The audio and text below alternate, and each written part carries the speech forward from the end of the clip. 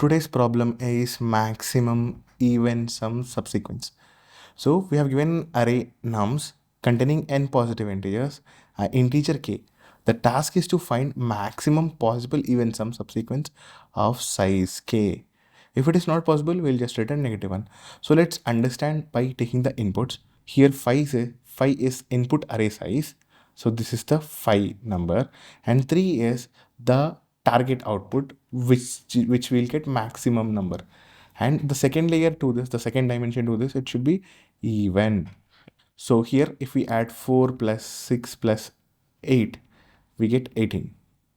If we add the maximum values like 6 plus 7 plus 8, we get 21. It is rejected despite being a maximum value because it's odd. It is accepted despite being not that much maximum value because it is even. So this is what the problem wants you to solve. So let's understand how we can decode this much further. We'll do a top-down DP. Before going to the top-down DP, first we'll do recursion.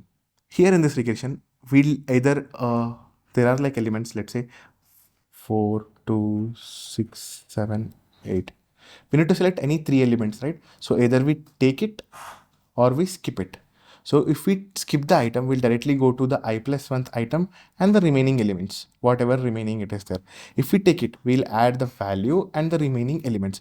This is how we use recursion to check all the possible cases. But here's where we can include the parity. So for example, we are at index I and we have R picks left. Let's say I am at, so I converted these 3 and there are too many left. So what this parity does is I will check whether percentile divided by 2, whether it is even or not.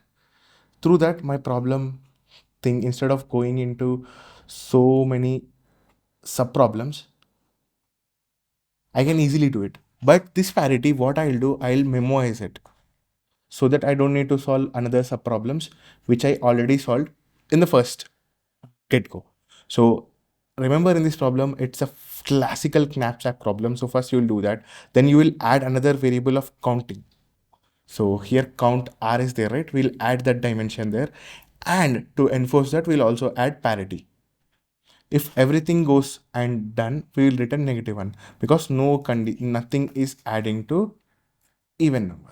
All the best on solving today's problem. Let's see who will top the leaderboard.